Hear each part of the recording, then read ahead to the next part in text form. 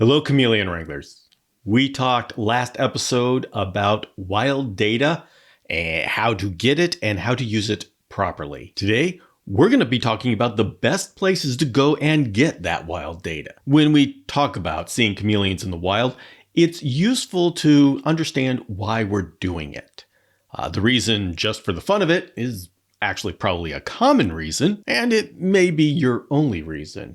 But there are some deeper callings that some people in the community may have to go see chameleons in the wild. That is simply to move our husbandry forward. In the last podcast episode, we did talk about how to get that data and how to interpret that data when you're getting it from the wild. But the Saturday Chameleon Workshop actually went in a different direction. Please allow me a couple of minutes to review what happened, and I promise that it has to do with today's topic. And so just to recap, I select a topic for the week and it goes out in the Monday newsletter. I post a video on Friday morning, and then we all get together and we talk about it on the Saturday live show. The intention is that I'm able to select one topic and we think about it through the week. And that gives us time to consider different perspectives and come up with what we would like to know more.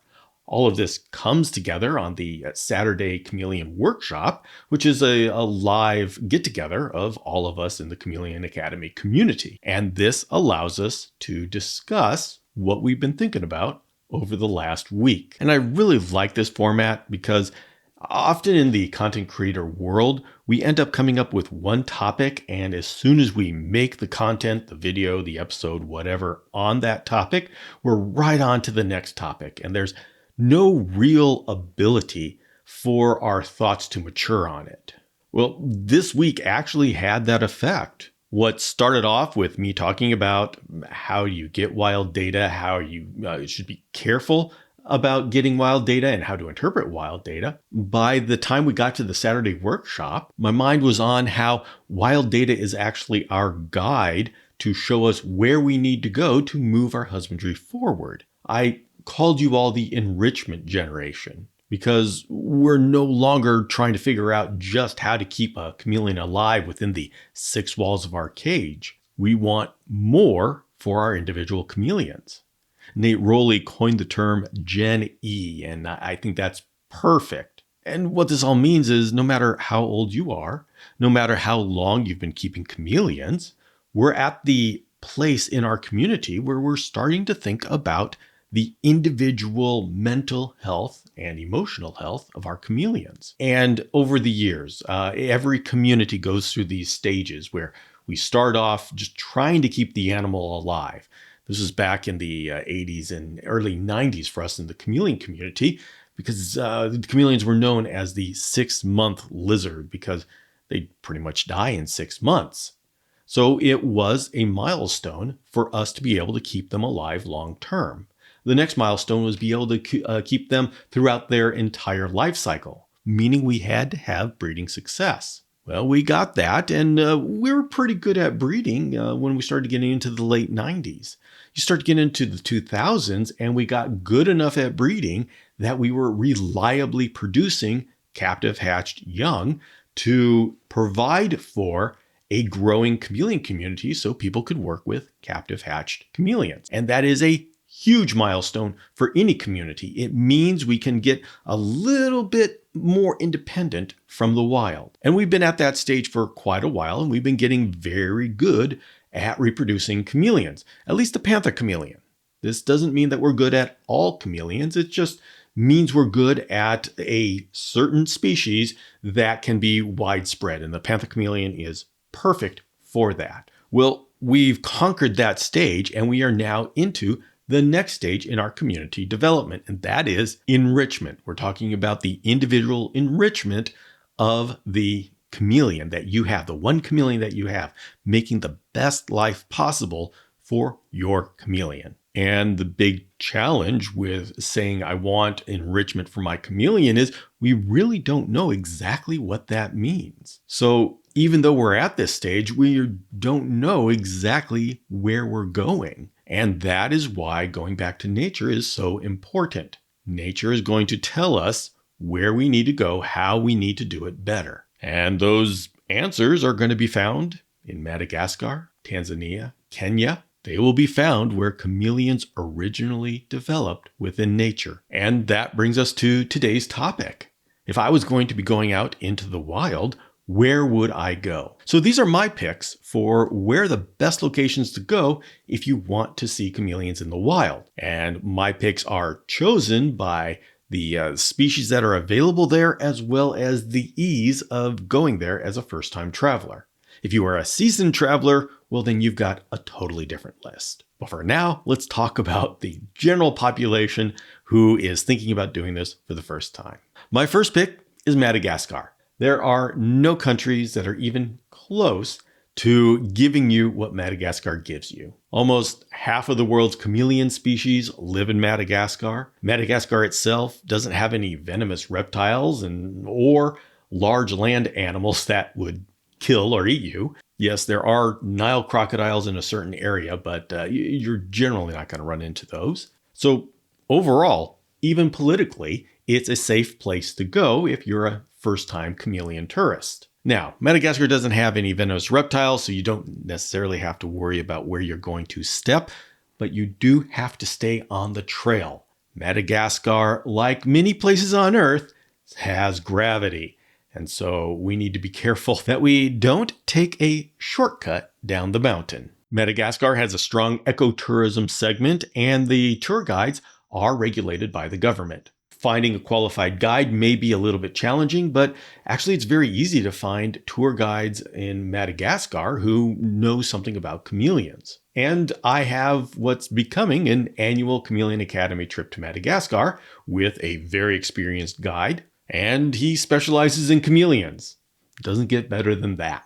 The accommodations can be rustic. Most of the time you get hot water, but not always. Most of the time you have electricity, but not always. And most of the time the walls keep out the geckos and bugs, but not always. Overall, it is a comfortable trip, but it is on the rustic side. My second pick is Tanzania. There are so many very cool species in Tanzania. You're going to get a wide diversity of chameleon species.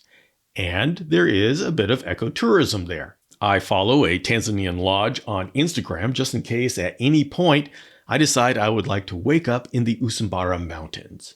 Now, if you're interested in Tanzania, I actually have an interview with Carl Kato earlier in this podcast history about his trip to Tanzania. So you can listen to that and get an idea of his experiences. Now, Tanzania does have venomous reptiles. They do have big cats and big other animals. So Tanzania is definitely a place that you need to go with somebody who really understands the dangers and will keep you from discovering them firsthand. My third choice is Kenya. If you love your Jackson's chameleons, both Mount Kenya and Machakos are quite accessible and near city centers. In fact, you may even see Jackson's chameleons inside the city. If this is of interest, I recommend that you pick up Jan Stapala's book, Mountain Dragons, where he goes throughout Kenya and records the chameleon species he finds there. So if you're thinking about going to Kenya, pick up that book and it may help you decide what your itinerary is going to be. Kenya is mostly stable and it's pretty easy to get into Nairobi, that's the capital. I do know there are some lodges on Mount Kenya, but I don't know their condition. Once again, Instagram, Facebook, they are wonderful places. And if there's a particular country you're interested in, just start looking for people who live in that area and businesses in that area. And you're going to start a collection of businesses, tour guides, or even just friends that live in the area that can help out. My fourth pick is Uganda. Now, the main chameleon species you're going to find in Uganda is Trioceras johnstoni, the three-horned Johnston's chameleon.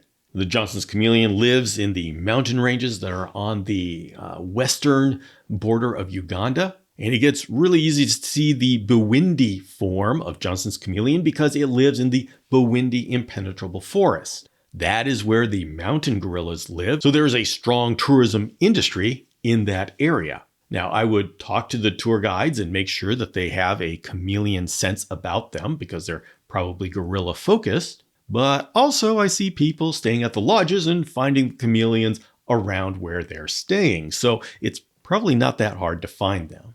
On the other side of Uganda, you have Mount Elgon, which has a very colorful helmeted chameleon, Trioceras honelli. As it is on the other side of Uganda, you may have to pick one or the other, or else just have a longer trip. My fifth pick is South Africa. This is the home of the very colorful little Bradypodian dwarf chameleons. These are some of the most hardy and personable chameleons. And actually, the Bradypodian thamnobates, the Natal Midlands dwarf chameleon, is my pick for the absolute best chameleon species to keep as a pet. Unfortunately, South Africa doesn't allow any wildlife out, so we haven't been able to establish thamnobates here in captivity. But they're not that hard to find if you know where to look. People have Bradypodian in their gardens, and restaurants can sometimes have a Bradypodian sitting in the bushes outside. If you're looking for a trip to where you can go see chameleons in the wild but really don't want it to be rustic, then South Africa may be a good choice for you. The challenge, of course, is knowing where to find them. And for that, I recommend doing some research beforehand, talking to people who live in South Africa, seeing if you can get a sense of where you should go for whichever species you're looking for. And finally, I'm going to say Hawaii. True, the Jackson's chameleons in Hawaii are introduced, and so it's not really the good place to go if you want to figure out what the best husbandry should be, because in Hawaii, what we have is an example of what is in the tolerance zone, the tolerance range for the chameleons. This is not the ideal husbandry. And when we want to set up our husbandry in our home, we have to have it ideal husbandry. And for that, you want to go back to the place of origin where that chameleon came from.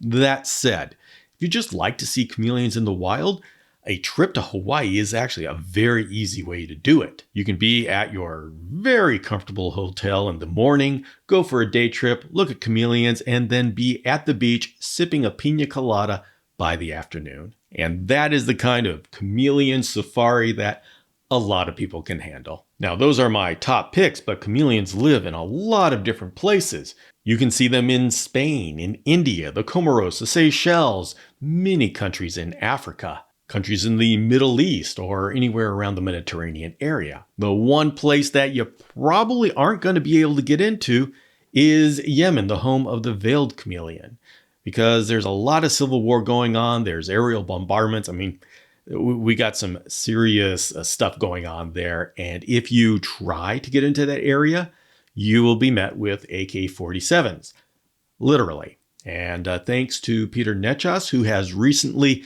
tested this out and verified that it is still true. I look forward to the day that we will be able to see veiled chameleons in their native Yemen. Now, if you really love veiled chameleons, you want to see them in the wild, you can kind of cheat by going to the Fort Myers area in Florida, where an introduced population is thriving there. And so as long as you don't trespass on private property, you can see chameleons in the trees in Florida. Now, I do need to do a special mention of Cameroon, because there's a lot of great chameleons that people love coming from Cameroon. Quadricornis, Montium, Cristatus, Pfefferi. So that seems like a chameleon lover's paradise. Unfortunately, there's a bit of unrest, political strife going on there, and battling groups, and you don't want to get into the middle of that. Now, I do know that some people have gone to Cameroon, and they have returned. Motivated people who, by the way, have travel experience, have done it. Just know that there may be some added risks. And yeah, your options as to where you travel really depend upon your travel experience and how comfortable you are in foreign countries. And with all of these areas, the hardest part is to know where to look. Because chameleons aren't everywhere. Even in Madagascar, they aren't everywhere. Yes, in Madagascar, it's easy. We can just stop by the side of the road by a bunch of bushes and there'll be chameleons there. But you got to know which bushes are likely to have chameleons. And that is a local guide. So before you go to any of these countries, it's important to try to figure out who the local guides are, who can help you, point you in the right direction. I know there's some adventurous people that just get on a plane and they show up and they say, hey, we're going to figure this out. And that's great. I'm not going to be able to tell you how to do that. That's not me. I really like to have my plan. The way I do research on a country is through Instagram and Facebook, because I'm going to be able to get businesses, the lodges, I'm going to be able to get tour guides, and I'm going to be able to connect with people who live in that area. And if you start befriending people who live in the area, just let them know, hey, I'm really interested in chameleons. You see them there, and some of them will respond, and some of them will enjoy talking to somebody in whatever country you're in. And if it doesn't lead to you getting together and being able to have lunch with a native, you can at least be pointed in the right direction. The internet and social media have given us incredible tools to connect with people all over the world. Now, you do have to be careful, because anybody can do anything online, and you have to make sure that you're putting your trust in the right people. If you've got a tour guide that you are considering, then take a look at the comments. See how many comments are on there, if anybody has actually gone with this tour guide.